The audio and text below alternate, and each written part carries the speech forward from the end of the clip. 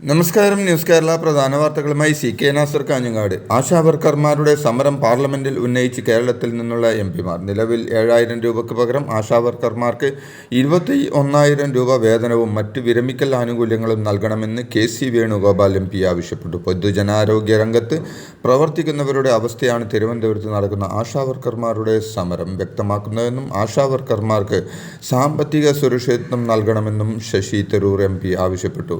മലയാളത്തിൽ വിഷയം ഉന്നയിച്ച VK ശ്രീകണ്ഠൻ കേന്ദ്ര സംസ്ഥാന സർക്കാരുകളെ കുറ്റപ്പെടുത്തി.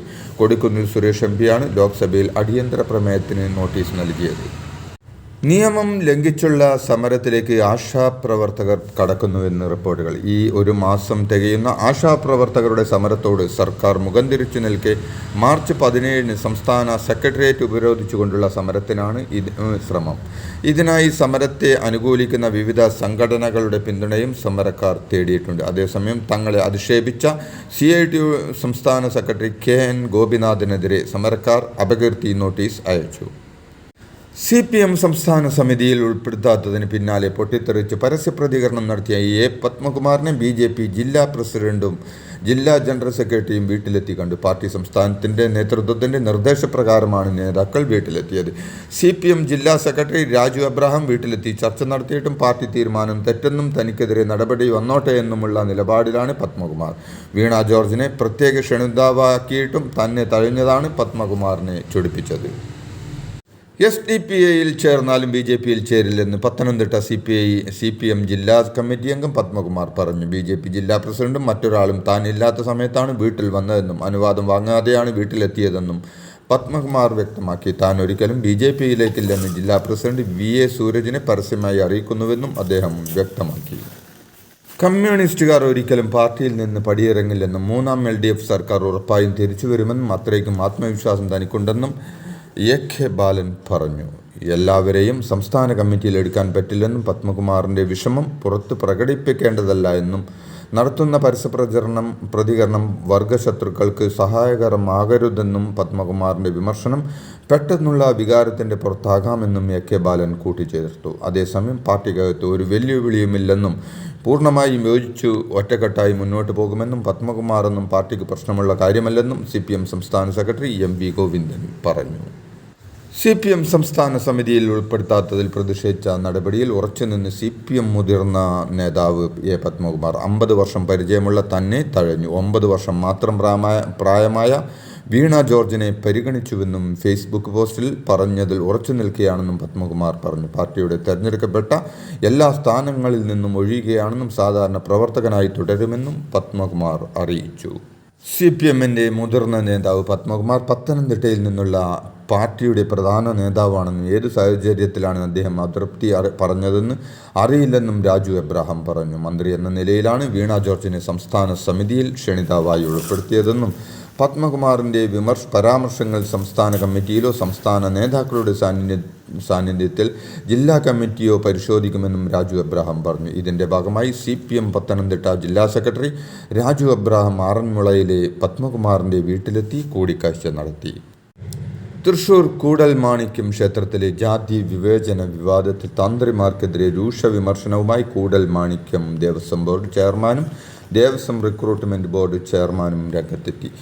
സർക്കാർ തീരുമാനിച്ച ഉദ്യോഗാർത്ഥിയെ 100% അതേ പോസ്റ്റിലേക്ക് തന്നെ ദേവസ്വം മാനേജ്മെൻറ്റ് നിയമിച്ചിരിക്കുമെന്നും കഴക്കാരനായി ബാലുവിനെ നിയമിക്കുമെന്നും തന്ത്രിമാർക്ക് വഴങ്ങിയില്ലെങ്കിൽ സഹകരിച്ചില്ലെങ്കിൽ അവർക്ക് നേരെ നടപടിയെടുക്കുമെന്നും ദേവസ്വം ചെയർമാൻ CK ഗോപി പറഞ്ഞു. നിയമാവലി പ്രകാരമാണ് റിക്രൂട്ട്മെൻറ്റ് ബോർഡ് നിയമനം നടത്തിയിട്ടുള്ളത്. Devaswom recruitment board chairman advocate മോഹൻദാസും വ്യക്തമാക്കി.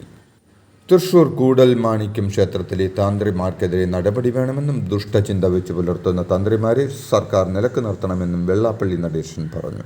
ജാതിയുടെ പേരിൽ ഒരാളെ മാറ്റി നിർത്തുന്നത് അംഗീകരിക്കാനാകില്ലെന്നും വെള്ളാപ്പള്ളി നടേശൻ കൂട്ടിച്ചേർത്തു.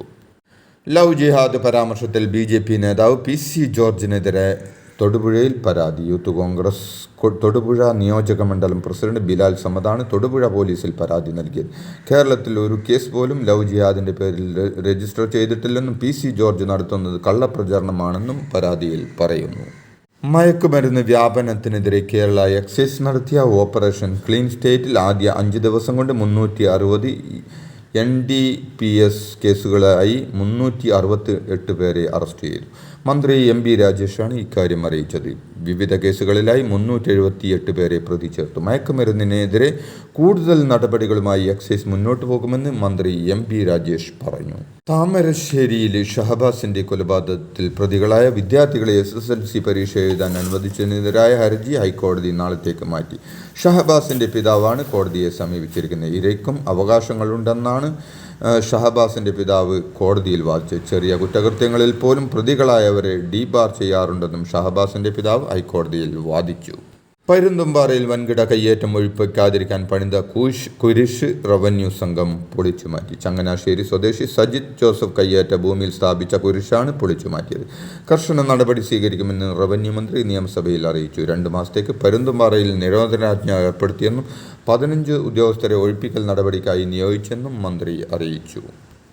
കേരള സംസ്ഥാന യുവജന കമ്മീഷൻ 2024-25 വർഷത്തെ യൂത്ത് ഐക്കൺ അവാർഡുകൾ പ്രഖ്യാപിച്ചു. വിവിധ മേഖലകളിൽ വ്യക്തിമുദ്ര പതിപ്പിച്ച യുവജനങ്ങൾക്കാണ് കമ്മീഷൻ അവാർഡ് നൽകുന്നത്. മലയാള സിനിമയിലെ ഏറ്റവും ശ്രദ്ധേയമായ അഭിനേത്രി നിഖില വിമൽ അവാർഡിന് അർഹയായി. ഇന്ത്യൻ വനിതാ ക്രിക്കറ്റ് ടീമിലെ ഓൾറൗണ്ടർ സജന സജീവനാണ് കായിക രംഗത്ത് നിന്ന് അവാർഡിന് അർഹനായത്.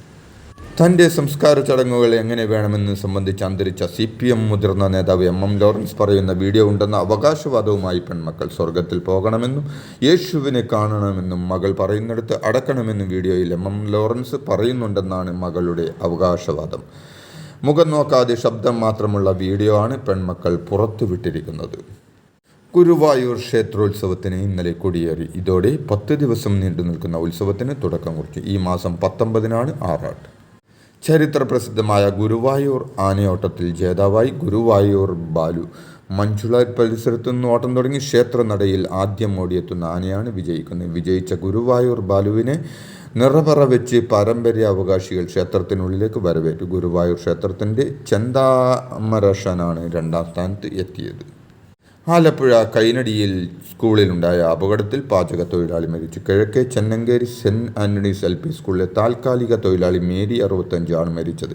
ഇന്നലെ സ്കൂളിൽ ഉച്ചഭക്ഷണം പാകം ചെയ്യുന്നതിനിടെ സാരിക്ക് തീപിടിച്ചപ്പോൾ ഭയന്നോടിയ മേരി തലയിടിച്ചു വീണാണ് മരിച്ചതെന്നാണ് പ്രാഥമിക നിഗമനം. സംസ്ഥാനത്തെ കോൺഗ്രസ് പാർട്ടിയിൽ ഇനി നേതൃത്വ തലത്തിൽ തർക്കമൊന്നും ഉണ്ടാകില്ലെന്ന് AICC general secretary Deepa Das Munshi ഉറപ്പു നൽകിയെന്ന് മാണി സി കാപ്പൻ. കൂടിക്കാഴ്ചയ്ക്ക് ശേഷം തിരുവനന്തപുരത്ത് മാധ്യമപ്രവർത്തകരോട് സംസാരിക്കുകയായിരുന്നു അദ്ദേഹം. മുന്നണി വിപുലീകരണം ചർച്ചയായില്ലെന്നും എന്നാൽ കേരള UDFിലേക്ക് കോൺഗ്രസ് തിരികെ വരുന്നതിൽ പ്രശ്നമില്ലെന്നും പറഞ്ഞ അദ്ദേഹം പാലാ സീറ്റ് വിട്ടുകൊടുക്കില്ലെന്നും വ്യക്തമാക്കി. തിരുവല്ലയിലെ MDMA കേസിൽ പോലീസിനെതിരെ പ്രതിയുടെ ഭാര്യ. പ്രതി ലഹരി കടത്തുന്നതിനായി സ്വന്തം മകനെ ഉപയോഗിച്ചെന്ന് പോലീസ് ഉണ്ടാക്കിയ കെട്ടുകഥയെന്നാണ് ആരോപണം. ഇതോടെ ഇന്നത്തെ പ്രധാന വാർത്തകൾ സമാപിച്ചു. നന്ദി, നമസ്കാരം.